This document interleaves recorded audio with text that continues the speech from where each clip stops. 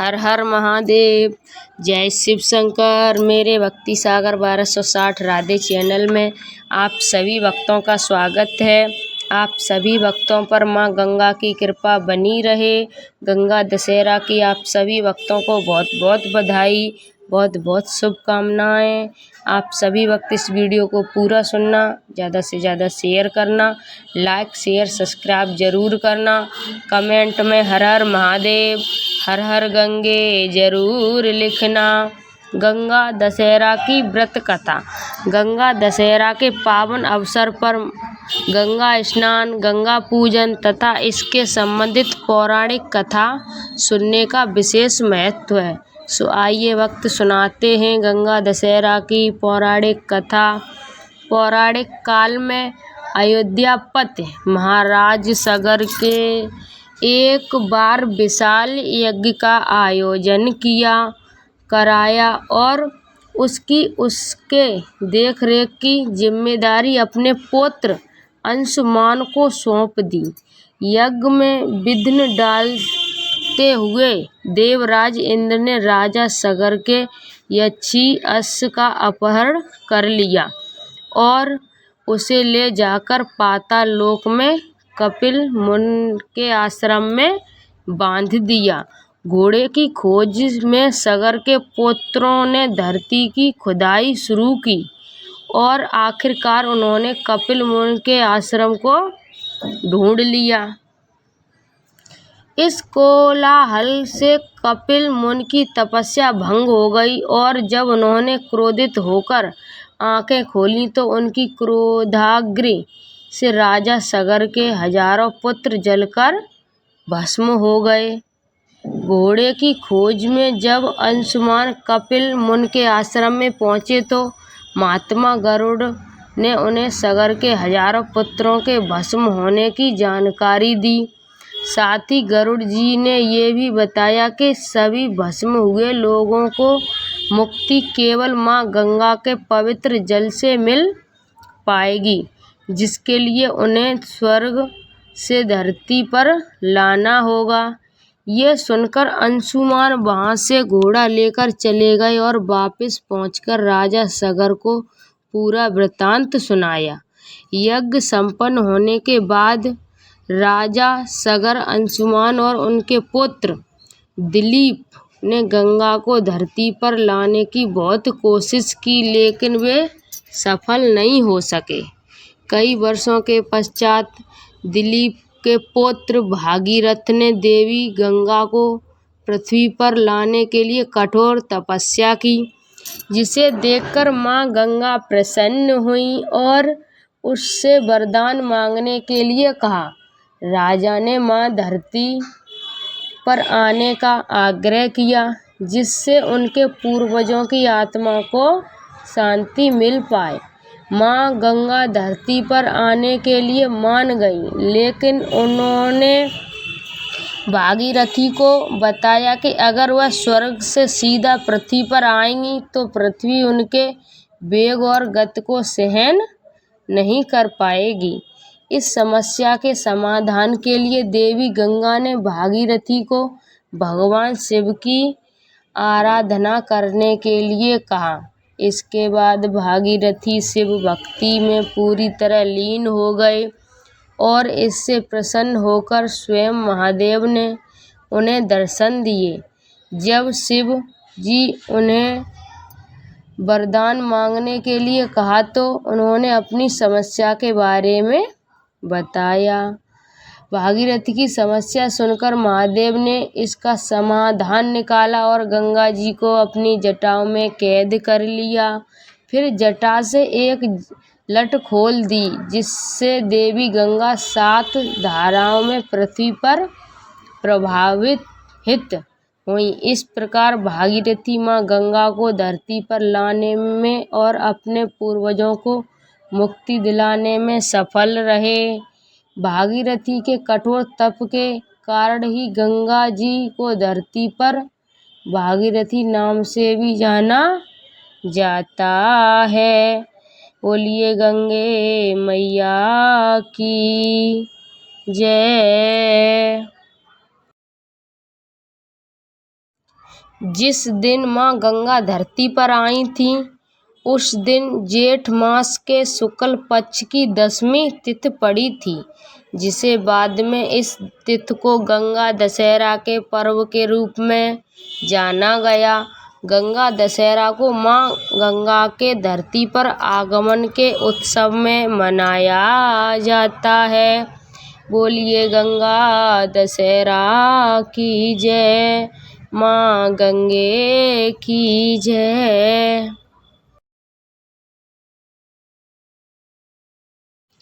गंगा मैया की एक और कथा। कहते हैं कि गंगा देवी के पिता का नाम हिमालय है, जो पार्वती के पिता भी हैं। जैसे राजा दक्ष की पुत्री माता सती ने हिमालय के यहाँ पार्वती के नाम से जन्म लिया था, उसी तरह माता गंगा ने अपने दूसरे जन्म में ऋषि जघन्य के यहाँ जन्म लिया था। पौराणिक शास्त्रों के अनुसार ब्रह्मा जी ने विष्णु जी के चरणों को आदर सहित धोया और जल को अपने कमंडल में एकत्र कर लिया। गंगा अवतरण हेतु ऋषि ने घोर तपस्या की। उनकी कठोर तपस्या से प्रसन्न होकर ब्रह्मा जी ने गंगा की धारा को अपने कमंडल से छोड़ा। तब भगवान शंकर ने गंगा की धारा को अपनी जटाओं में समेट कर जटाएं बांध ली। बाद में भागीरथ की आराधना के बाद उन्होंने गंगा को अपनी जटाओं से मुक्त कर धरती पर उतार दिया। गंगा मैया की एक और पौराणिक व्रत कथा। क्यों देवी गंगा ने अपने 7 पुत्रों को नदी में बहाया? पिछले जन्म से जुड़ी पौराणिक कथा के अनुसार राजा शांतनु माँ गंगा से प्रेम करते थे और उनसे विवाह करना चाहते थे। ये बात जानकर माँ गंगा उनसे विवाह करने के लिए राजी हो गईं, परंतु उन्होंने इसके लिए एक शर्त रखी कि राजा शांतनु उन्हें किसी भी बात के लिए रोकेंगे टोकेंगे नहीं।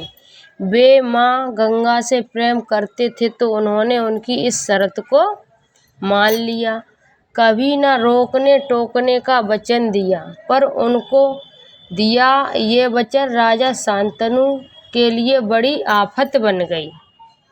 राजा शांतनु ने विवाह के बाद जब देवी गंगा गर्भवती हुई, वे जन्म के बाद अपनी हर संतान को नदी में बहा देती थीं। इस क्रम में देवी गंगा ने अपने 7 पुत्रों को नदी में बहा कर उनकी हत्या कर दी, क्योंकि राजा शांतनु ने देवी गंगा को वचन दिया था कि वे उनके कभी कोई प्रश्न नहीं करेंगे। इस वचन के चलते वे अकेले में तड़पते रोते और देवी गंगा से किसी तरह का कोई सवाल नहीं कर पाते। जब देवी गंगा ने 8वें पुत्र को जन्म दिया और वे उसे नदी में बहाने जा रही थीं कि पीछे से शांतनु ने आकर उन्हें रोक लिया और कहा कि ये सहन नहीं कर पाऊंगा। तब देवी गंगा ने उन्हें कोई भी प्रश्न न पूछने का वचन याद दिलाया। राजा ने कहा, उस समय में राजा था, लेकिन अभी मैं एक पिता के हक से ये सवाल करता हूँ कि तुम बार बार मेरे पुत्रों की इस तरह हत्या क्यों कर रही हो? देवी गंगा ने बताया कि मैं अपने पुत्रों की हत्या नहीं बल्कि उनको श्राप मुक्त कर रही हूँ। मैं स्वर्ग में रहने वाली ब्रह्मपुत्री आपके साथ धरती पर एक श्राप के साथ रह रही हूँ। उन्होंने आगे बताया कि पिछले जन्म में महाराज महाअभिषेक थे जो इंद्रलोक आए थे, तभी मैं पिता के साथ वहाँ पहुँची थी। महाराज महाअभिषेक मेरी सुंदरता को देखकर मोहित हो गए और मैं भी उनमें खो गई थी। ये देखकर ब्रह्मदेव को क्रोध आ गया और उन्होंने हम दोनों को मनुष्य रूप में जन्म लेने के लिए श्राप दिया। तो देवी ने गंगा की नहीं अपनी 8 संतान तो वसु है वरिष्ठ ऋषि की गाय को चुराने पर ऋषि ने उन्हें धरती पर जन्म लेने के लिए श्राप दिया। उस समय मैंने ऋषि को ये वचन दिया था कि मैं अपनी कोख से इन्हें जन्म दूंगी और उसके बाद मृत्यु लोक से उन्हें मोक्ष प्राप्त करवाऊंगी, परंतु आज आपने 8वीं संतान को मृत्यु से बचाया है, जिसे अब पृथ्वी पर रह कर ही इस श्राप को भुगतना होगा। इस 8वीं संतान की उस चोरी में महत्वपूर्ण भूमिका रही। देवी गंगा राजा शांतनु के 8वें पुत्र देवव्रत थे, जो अपनी प्रतिज्ञा के कारण भीष्म पितामह के रूप में जाने गए। भीष्म पितामह को किसी भी तरह के सांसारिक सुख प्राप्त नहीं हुए। उन्हें अपने जीवन से लेकर मृत्यु तक अनेक कष्टों का सामना करना पड़ा। बोलिए गंगे मैया की जय। हर हर महादेव। गंगे मैया की आरती। ओम जय गंगे माता, श्री जय गंगे माता, जो नर तुमको ध्याता मन वांछित फल पाता। ओम जय गंगे माता, चंद्र सी ज्योति तुम्हारी, जल निर्मल आता, शरण पड़े जो तेरी सो नर तर जाता। ओम जय गंगे माता, पुत्र सगर के तारे, सब जग को त्राता, कृपा सृष्टि है तुम्हारी, त्रिभुवन सुखदाता। ओम जय गंगे माता, एक ही बार जो तेरी शरणागत आता, यम की त्रास मिटाकर परम गति पाता। ओम जय गंगे माता, आरती मात तुम्हारी, जो जन नित गाता, दास वही सहज में मुक्ति को पाता। ओम जय गंगे माता, ओम जय गंगे माता, मैया जय गंगे माता, जो नर तुमको ध्याता मन वांछित फल पाता। ओम जय गंगे माता, मैया जय गंगे माता, बोलिए गंगे मैया की जय। हर हर महादेव। जय शिव शंकर। आप सभी भक्तों को मैंने गंगा दशहरा की व्रत कथा सुनाई और माँ गंगे की व्रत कथा सुनाई। उसमें मैंने कुछ गलत बोला हो तो आप सभी भक्त मुझे माफ़ करना। इस वीडियो को ज़्यादा से ज़्यादा शेयर करना, लाइक शेयर सब्सक्राइब ज़रूर करना। कमेंट में हर हर महादेव, जय शिव शंकर, हर हर गंगे ज़रूर लिखना। राधे राधे। श्री राम जय राम, जय जय राम। श्री राम जय राम, जय जय राम।